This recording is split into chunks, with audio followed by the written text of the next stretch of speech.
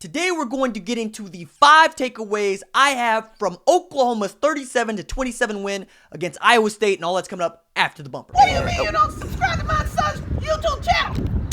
Mama, no! Just snap the damn ball, RJ. What's up, kid folk? It's RJ Young. I am not on a step mill. Consider hitting the like and subscribe button because I upload a video every single day. It's always OU related, college football related, sports related. We have a good time.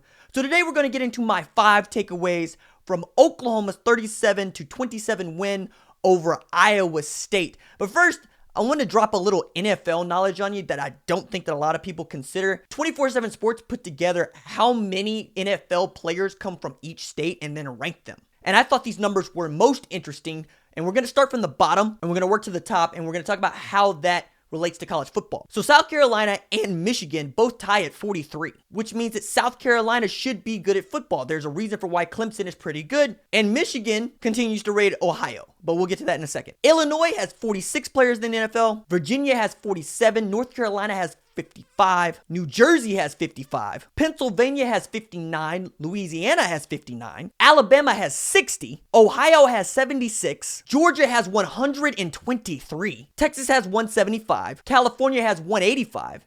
And Florida has 211.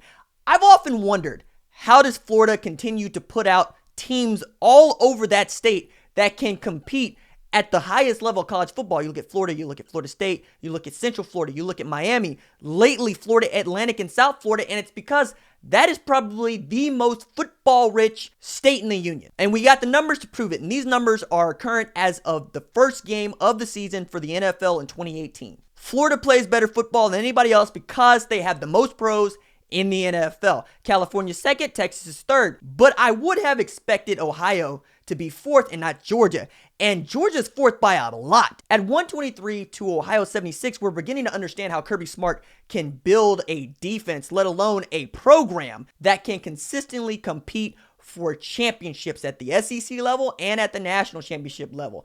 Might I remind you that Trey Sermon is from Georgia. And for a long time, the number 1 recruit in the 2019 class was wide receiver Jaden Hazelwood from Georgia. Now, yes, Texas continues to put its share of players into the NFL, but when you look at population size and you look at the level of high schools and you look at the level of colleges, it's kind of astounding to me that Georgia continues to put out as many NFL products as it does, considering that the University of Georgia is pretty much the only game in town in the state of Georgia.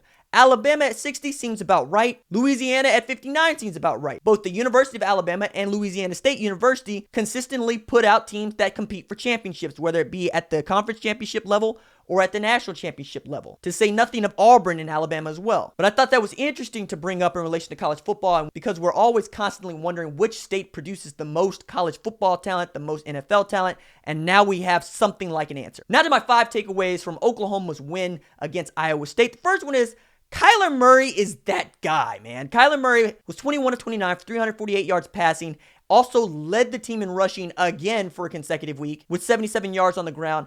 He had 425 of Oklahoma's 519 total yards of offense. He is the offense now. You could make an argument that it was Kyler Murray and Rodney Anderson and perhaps somebody else like CD or Hollywood. But today, I am more confident than ever that Kyler is the guy that makes this offense go, and it will do what he says it does. So if Kyler Murray has a bad day, I expect the offense to have a bad day, because there is no Rodney Anderson to carry this team. And I don't necessarily think that that's a bad thing, because Trey Sermon is going to be okay. He's going to be pretty good. Marcellus Sutton turned out to be okay. And you still got the kids, Kennedy Brooks and TJ Pledger. But the offense goes as Kyler goes. And because he's been so efficient with his passing and he's so good with running the ball, you can afford to build the offense completely around Kyler Murray. But if he gets hurt, we got a Boobie Miles problem, because I don't necessarily see Trey Sermon being able to do what Rodney Anderson did last year. And I don't know that Austin Kendall is the caliber of quarterback that Kyler Murray or Baker Mayfield was. We just have to wait and see, which means that Kyler Murray continues to have to get down on the ground,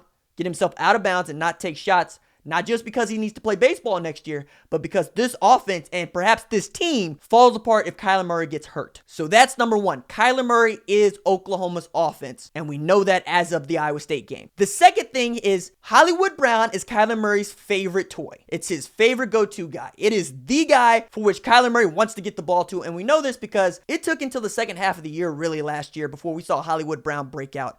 This year, in the third game of the season against Iowa State, he had 189 yards receiving in one half of football, the first half of football.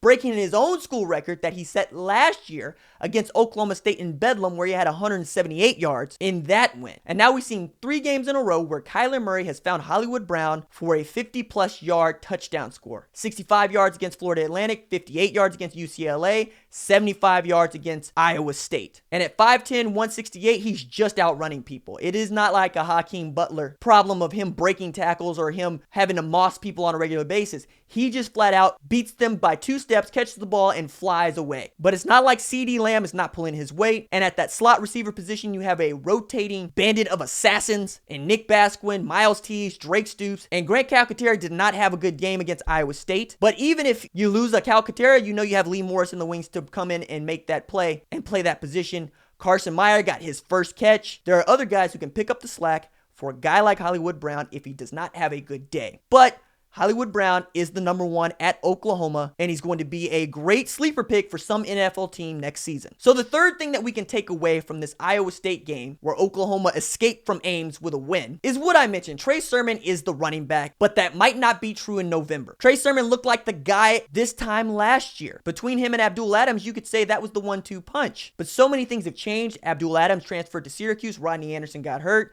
TJ Pledger has since signed and come on. So I wouldn't rule out a Marcellus Sutton or even Kennedy Brooks or TJ Pledger taking over this dominant number 1 role from Trey Sermon. But as of the Iowa State game, he's your number 1 tailback. Is he Rodney Anderson? No, but Rodney Anderson wasn't even Rodney Anderson at this time last year. But the guy had a 22-yard rushing touchdown. He did rush for 74 yards on 13 carries, which is 5.7 yards per carry. And that's more than going to get it done at the starting tailback position, even at Oklahoma, especially with Kyler Murray at quarterback. The offense is just different, and it will continue to be different than any other Lincoln Riley offense we've seen because there's not an athlete in the country like Kyler Murray. There wasn't one last year, and there won't be one next year. So let's enjoy this while we can. The fourth thing to take away from this Iowa State game is that the fellas still can't tackle. Now, a point to make is that the secondary is a bunch of puppies. It's a bunch of pups. It's a bunch of inexperienced young guys. You got one real leader in Parnell Motley, but for the most part, you're running with Justin Broyles, Brendan Radley-Hiles, Trey Norwood, Trey Brown, guys that haven't played a lot of football for Oklahoma, but they're supremely talented. Now, yes, do they need to get in the weight room and they need to get bigger and they need to be able to wrap up, put people on the ground, but they're puppies. That said, there are too many missed tackles. You have to clean up missed tackles. Missed tackles are contagious. It's a disease. It's a tingling. It's like football shingles. And that has to get cleaned up, particularly when you face a team like Army on Saturday, where missed tackles can literally lose you the football game. And the last thing that we take away from Oklahoma's win against Iowa State is Mike doesn't tackle. Mike can't tackle. And I understand people are saying that Mike Stoops called a good game.